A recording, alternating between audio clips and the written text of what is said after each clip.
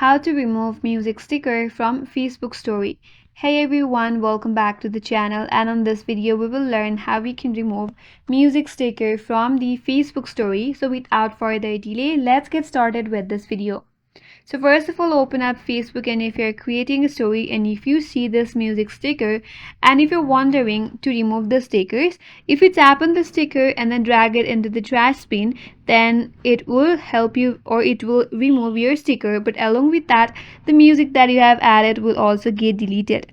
But without deleting this music, if you want to hide your sticker, then there is a small trick right here. So what you have to do is simply, with the help of your fingertip, tap on it and then make it small as possible.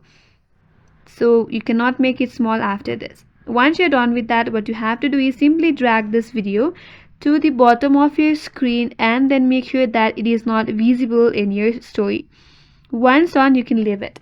After that, tap on share, and then this story will be shared in your Facebook story and you will not see any music sticker on the story. So once it is done uploading, if you open up your story, you will not find the sticker on your story, but you will still get the song.